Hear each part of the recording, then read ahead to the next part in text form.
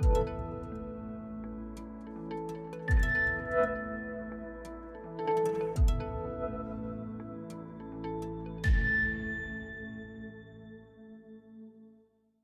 are speaking with Bill Becker, who is Executive Director of the Presidential Climate Action Project, also a Senior Associate with E3G, a global company, but you're based here in Denver. Yes. And I understand that E3G's mission is to accelerate the global transition to sustainable development. And I'm wondering if you could elaborate for me on that and tell me also about your work with the Climate Action Project. I'll start with the easy one. Okay. E3G stands for Third Generation Environmentalism. And this is an environmental think tank based in London, but with outposts all around the world, including Washington, D.C. So I do a little bit of senior consulting, policy advice with E3G. The more complicated project is the Presidential Climate Action Project, or PCAP as we call it, which started about 6 years ago, before we knew who the president was going to be in those days. And its intention was to draw up a list of recommendations for the next president on what he or she could do about global climate change without Congress. And we've issued 5 reports, filled with recommendations on what the president could do.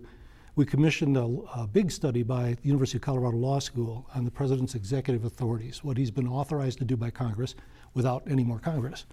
So that's been a great project, and he has picked up on many of the recommendations, and that's great. So many of them have been enacted. Yeah, he has done quite a bit more than he talks about. We're talking about President Obama now, on climate change and on clean energy, as though he was almost exercising a stealth kind of leadership, flying under the radar. So he's done a lot of stuff. He hasn't done the big things, though, and that's disappointed many in the environmental movement. The big things being going to the mat on a carbon bill in Congress back in 2009. He didn't, and the bill didn't pass.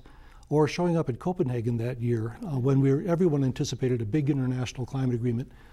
He showed up in the last few minutes and managed to broker a bit of a deal, but it wasn't anything near to what we need. The next president could undo whatever President Obama does.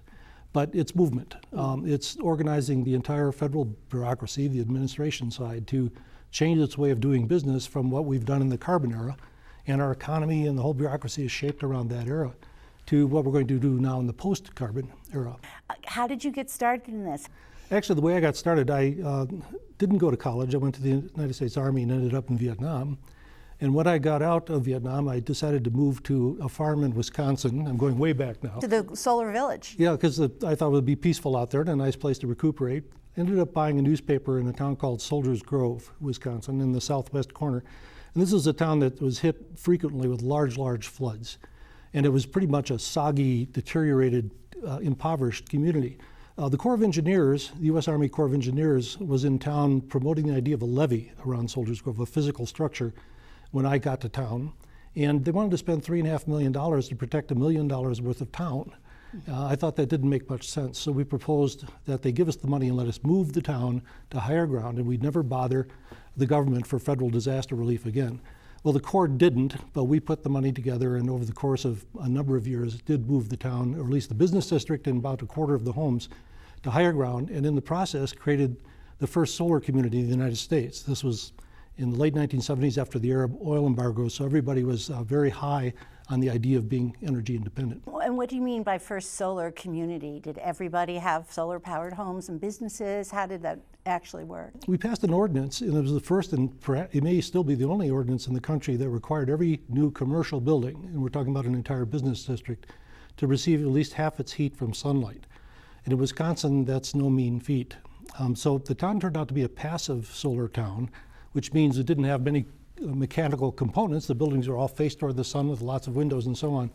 And it was the first of its kind. Now, we were one of the first communities to move out of a floodplain as a way of mitigating the danger. But today, what Soldiers Grove did is known by different terms. In climate terms, it practiced climate mitigation with solar energy instead of fossil energy, and climate adaptation by getting out of the way of this Kickapoo River. And it took 30 years before it really became clear how smart that was. In 2007 and 8, I believe, there were back-to-back 500-year floods that wiped out many of the other communities in this river valley, except Soldiers Grove. It was high and dry. And so what was your next big challenge or move? Back in 1993, when the big Mississippi River flood occurred, the Great Flood as they called it, PBS put a movie on about Soldiers Grove and how it moved. And several mayors who had been wiped out, whose towns were wiped out in that flood, decided to track me down. And I was in Washington at the time with DOE. And they found me and asked me if I could come out and help them relocate. And my boss, who was very open-minded, gave me some money, and we put together teams of experts who went into these towns and helped them plan their reconstruction in a sustainable way. And that led to a bunch of other involvements with disaster-affected communities. But what came from that was something we call the Center of Excellence for Sustainable Development, where we helped 135 communities incorporate sustainability into their development. So it seems to me you've been called on to do many other fascinating sustainable work as well, including Katrina, the tsunami in Thailand. What was it like, each one of them, and how did they compare to each other? When I first got to the lower ninth, I had never, ever seen anything like it. I had been in a lot of disaster-affected communities where you walk in and all the belongings are out in the curb all sodden and people's lives are disrupted, but this was unbelievable. It was as though a bomb had gone off. How so? Well, there was a ship that had been lifted right out of the channel and was on ground. There were houses that had floated down the block, were either destroyed or places they shouldn't be, cars in trees, people devastated, buildings marked about whether there were still bodies inside, and that kind of thing. So it was just complete destruction, very, very depressing. And I almost got physically ill. I mean, it's never happened to me before. The stories we heard from people were amazing. One man, for example, who had 2 daughters, he put one under each arm to run from the tsunami as it was coming in.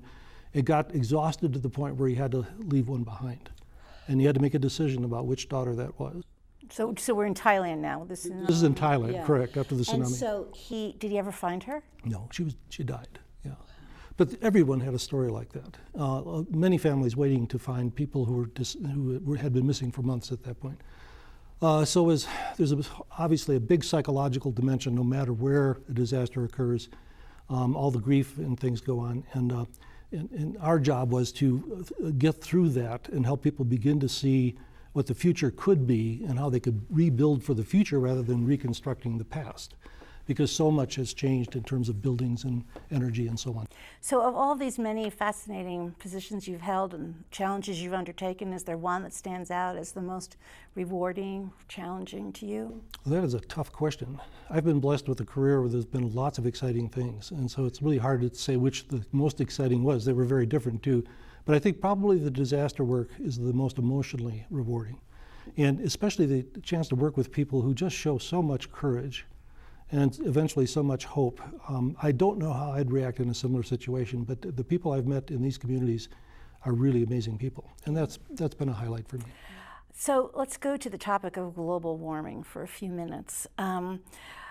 You know, many scientists, we read a lot about how the scientific community is divided still on this topic, and that there are many scientists who don't think the verdict is in, who think this is the experience, the temperature increases and things we're seeing now are just part of a natural cycle that will play out over centuries.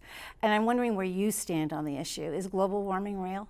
There's not a lot of scientists who disagree with the science that has determined that climate change is real and mostly caused by human influences. The surveys show 97% of the scientific community who's expert in climate change agrees with that finding, and only about 3% do not. Wow. So it really isn't a loud 3%.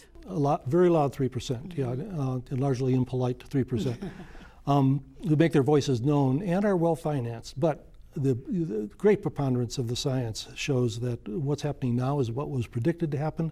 And it's predicted to get quite a bit worse, especially if we don't do anything about it. When was it first predicted? What does the research show that we first started to hear about this? Well, it was in the late 1800s, believe it or not, that a scientist first figured out that carbon emissions might be having an influence.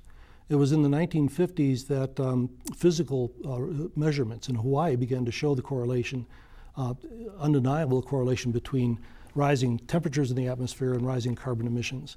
The first president who ever heard about climate change that we know of was Lyndon Johnson back in 1965. His science panel said, Mr. President, we got a problem. If we don't do anything by the turn of the century, it's going to be out of our control.